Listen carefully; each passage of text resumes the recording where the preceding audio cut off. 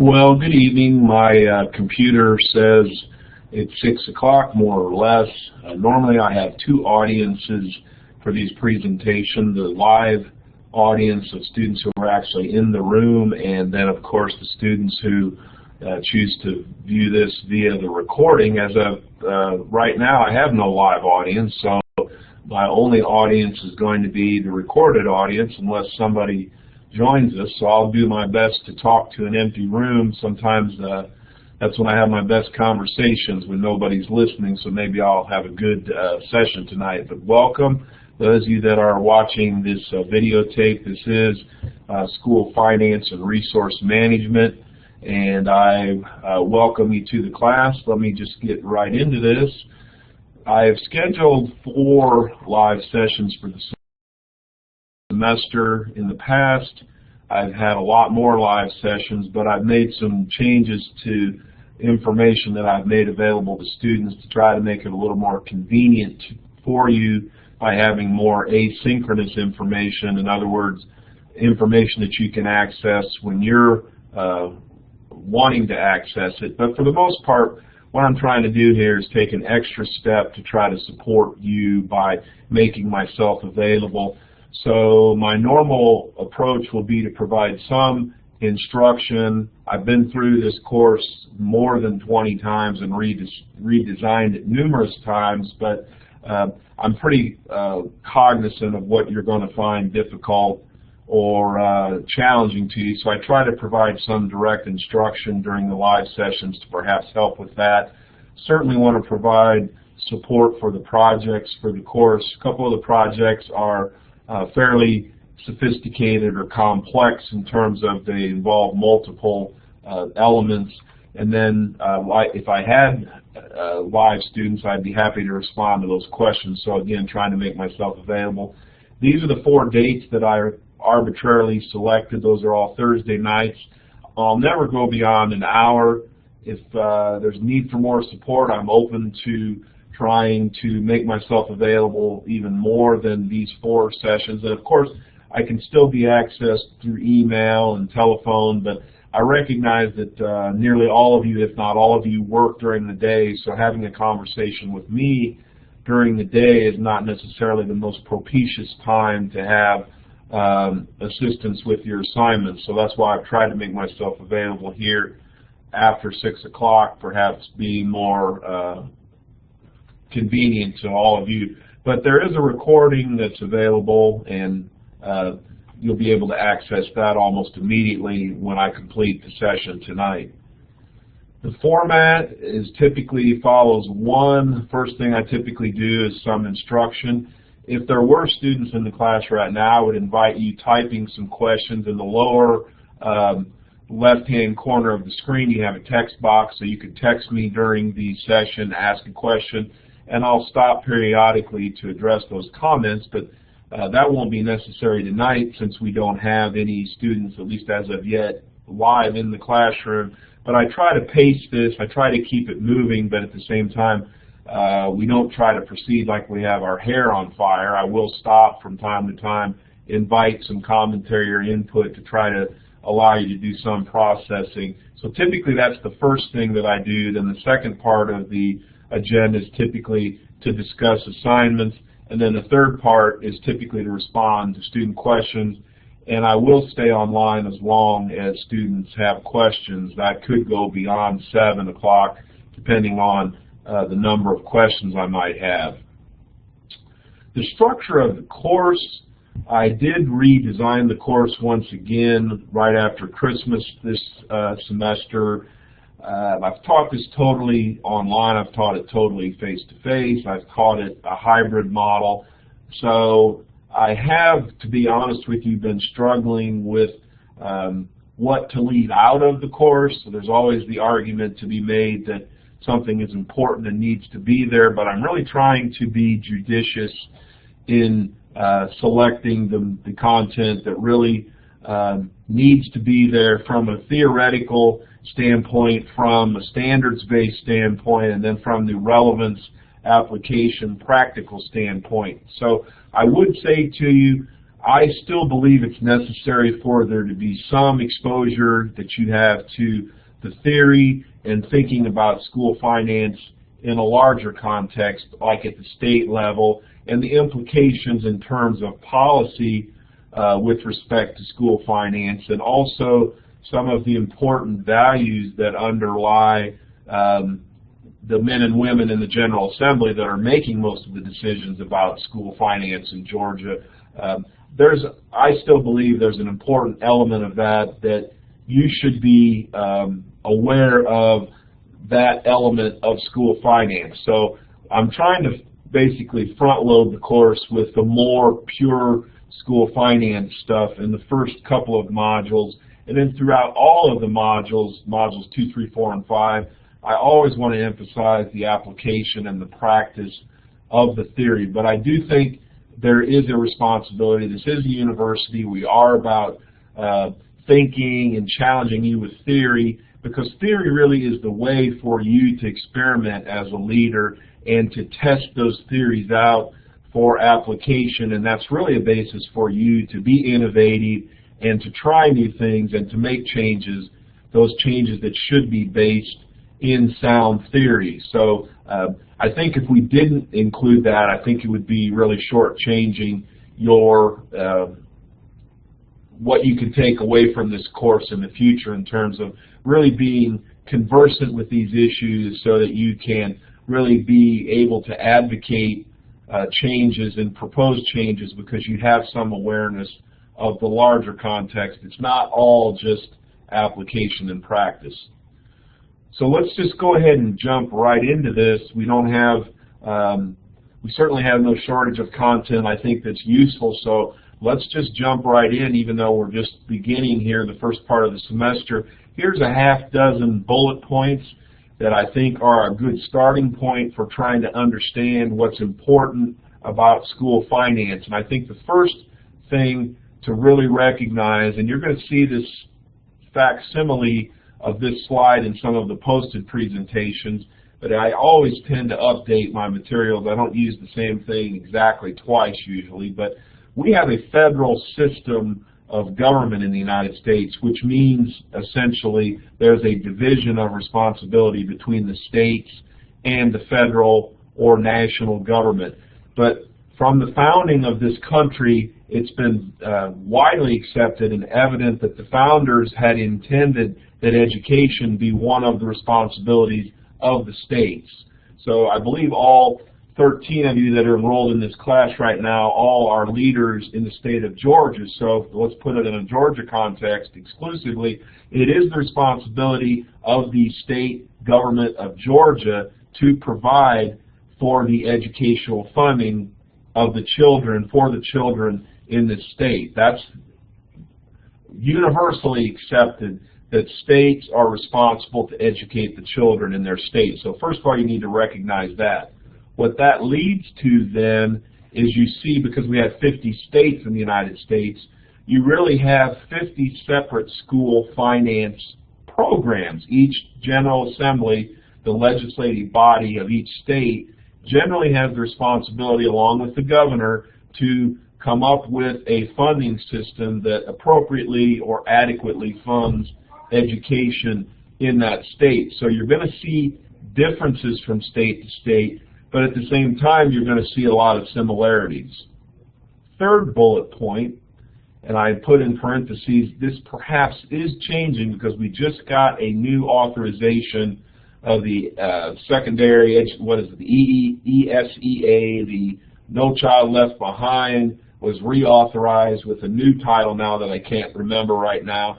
But it seems to, and I watched quite a bit of the debate on that bill, and it passed overwhelmingly. It seems that there was some agreement across both political parties that the federal government was really sticking its nose in too many places in education where it did not belong, and it was really almost usurping this important first bullet point that it really is the responsibility of the state. So I think if you look in the last 50 years since World War II, there's no question that the federal role has grown in education, but with this new authorization of the primary federal education legislation, it appears there may be a growing realization that perhaps the federal government has overstepped its bounds in a lot of areas of education. So we'll see how that plays out. So that's why I say it's perhaps changing. I think it's too early to know for sure. Here's 3 important final bullets about funding of schools. Nearly every state, not all, but nearly all states use a property tax as a primary method to pay for schools. Georgia does that. You need to first recognize that, and then secondly, recognize that the property tax rate for at least the school portion of property taxes is decided and controlled by local school boards. So what you could say is that property taxes are a school tax because they primarily are. They also fund cities and counties, but they fund schools predominantly. And you can also say that property taxes are a locally controlled tax, and it's the example of what we're going to call in school finance a liberty issue. It's the men and women on the local school boards that are elected by the local people that are deciding what the local tax rate is on property taxes. So property taxes are very much a local tax, a local issue, which makes a large portion of school funding in Georgia and in many other states as well, it makes it a local issue. So then the final bullet point on this slide, and then the next slide, what we're going to try to illustrate it with some numbers, is when a state uses property taxes, like Georgia does, when a state uses that system, I'm sorry I've got a lot of noise from somebody out in the hallway here carrying on, so distracting me, but anyway, the property tax, because it's collected locally and the rate is decided locally, and that tax is based on the value of the property in that local area, you get what we're going to call a question of equity, or in this case, the inequity. Not all areas of Georgia have an equal distribution of wealth. There are certain pockets of this state that are extremely wealthy, and there are certain pockets of this state that are extremely poor. And if you are a local school board in a poor area, no matter how high you set the tax rate, you're not going to have a lot of funds available to support your schools. And the converse of that is true as well. If you're in a very wealthy area of Georgia, the school board there can, with a minimum effort or minimal effort, can raise a lot of funds through the local property tax to support their schools. So it really creates a real challenge in terms of having adequate funding for schools when you use property taxes, because wealth doesn't distribute out equally in the state. So what really then has to happen, or does happen, is the state steps in and steps up and has to do something to offset these poor areas. And that's where you see a lot of the differences in the states in terms of how they handle the state stepping in. So yes, you're going to see differences and similarities from state to state in terms of how they fund schools. Lots of those differences and similarities center around the issue of how they deal with helping those poor areas that really can't raise much property tax to support schools on their own. You really need to understand these 6 points, or you're going to have difficulty getting much meaning out of school finance. Hopefully that was clear to you. Here's an example, I hope, that illustrates to you what I'm talking about by the last bullet. Let's just see what we have here in red. The tax rate, which we just said on the previous slide, is established by a school board. The amount of the rate of the tax, if you would take that rate and then multiply that rate by the tax digest, and the tax digest is the value, how much all that property in that school area is worth. It's all given a dollar amount. So if you take the rate and multiply it by the digest, that gives you the revenue that's produced to support local schools. So this example gives us two hypothetical districts. We have District A and we have District B. Let's just see the variables here. The number of FTE, FTE stands for full-time equivalent. That's how many kids they've got. So in this example, A's got 1,000 kids, B also has 1,000 kids, so it's exactly the same. So their needs in terms of providing adequate education, the needs are the same in terms of they all have 1,000 kids, assuming the kids all have the same needs, which of course they wouldn't. But anyway, for our purposes, both districts got 1,000 kids to take care of. Let's just assume that the school board in A set the tax rate at 1%, and the school board in District B did the same thing. They're given the same effort. Both districts are taxing at 1% to support their schools. Again, remembering that if we take that rate and we multiply that rate by the tax digest, that's going to tell us how much revenue we have. That's going to give us our revenue to run the schools. So District A has a tax digest that's a value of $1 million, and District B's tax digest is only $100,000. So the difference here is District A is wealthier. There's more houses that are expensive there, or there's a power plant there that's a very high-end power plant, or there's a factory there that has a lot of inventory or equipment that's very expensive and can be taxed. Those properties, inventories of businesses, are taxed for school purposes. So District A, when all of their tax digest is added up, the value of all that property there, they've got $1 million of tax digest, and B has only $100,000. It's obviously a poorer area in B. So look what the result is. Again, when we take that 1% rate and we multiply it by the digest, District A has $10,000 available to support their 1,000 students, but District B, giving the same effort, they're taxing the same 1%. They're getting the same amount of money from all of their people as District B is, the same percentage, yet District B only has $1,000 to support their 1,000 kids. So District A is 10 times wealthier than District B, but yet it didn't even make a greater effort. It made the same effort, but had 10 times as much money to support the school. This is a problem, and there's not a lot that B can do about it. They could raise their tax rate, but they'd have to raise it 10 times to get the same amount of revenue as as A, and that's not particularly fair to District B. Why do they have to give 10 times the effort just because they're poorer? They probably shouldn't be required to give 10 times the effort. And this is a situation where the state has to come in with some kind of a program. Some state money needs to go to help B out, because B can't go alone here locally. They just don't have the means to do it alone. So what we have here, I hope you see, is an illustration that when property taxes are used, it advantages the wealthier districts to the disadvantage of District B in this case, and we really have to look to the state of Georgia to come in and help solve this problem.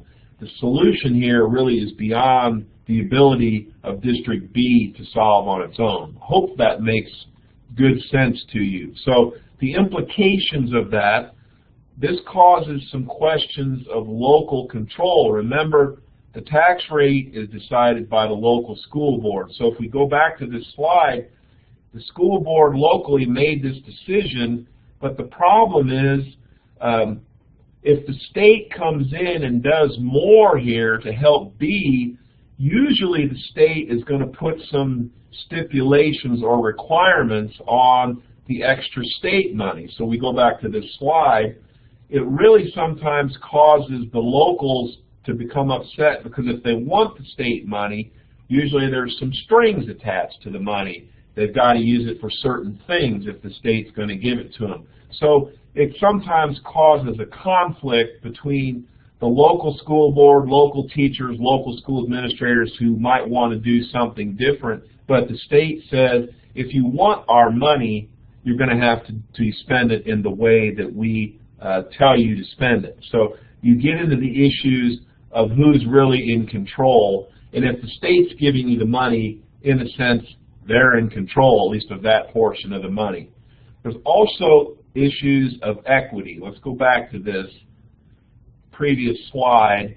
This is an issue of fairness and equity here. This is unequal. Same effort for A and B, yet 10 times better outcome for A. This is an issue of equity. It's an issue of fairness, and in this case, equity, sorry, I went the wrong way. Equity meaning unequal treatment of unequals, and that's what we have here, unequal treatment of unequals. These two districts are not equal because A is 10 times wealthier than B, so you have an unequal situation leading to an unequal outcome. Many people would say an unfair outcome, and that's how we get and say this is an issue of equity or an issue of fairness.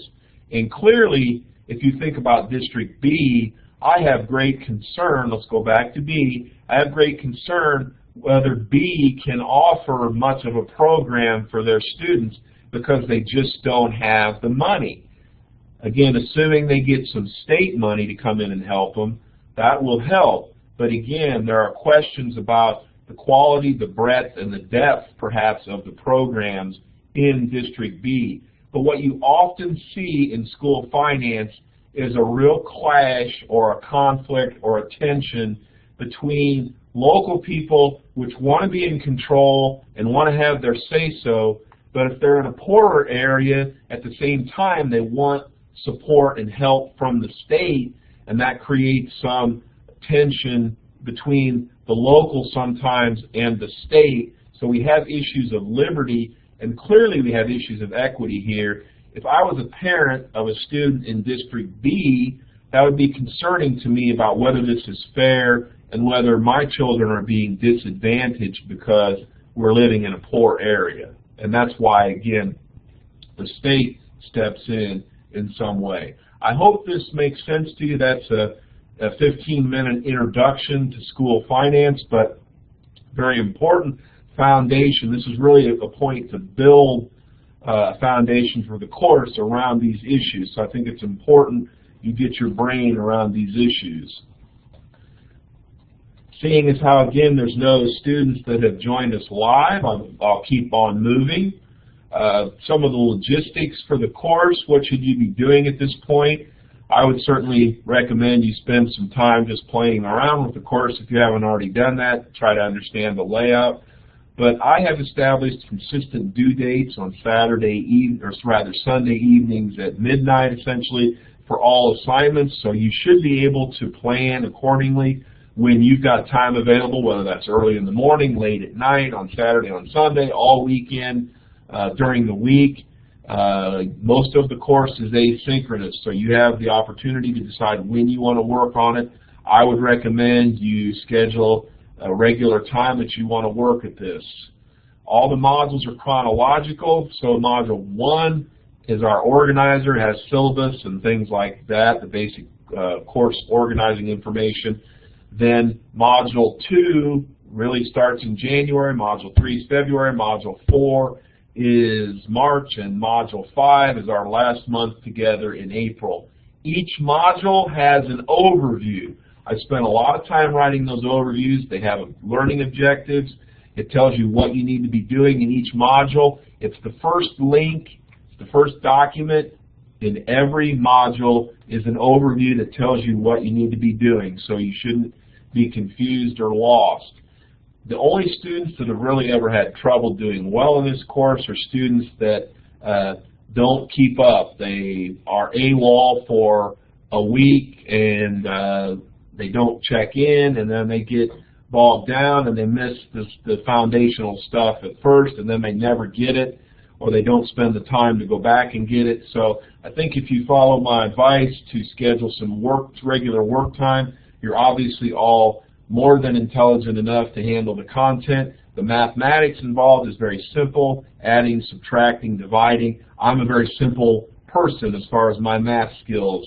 Algebra is beyond my capabilities, and if I can teach the course without any fear of math phobia, you certainly shouldn't have any issues with the basic math.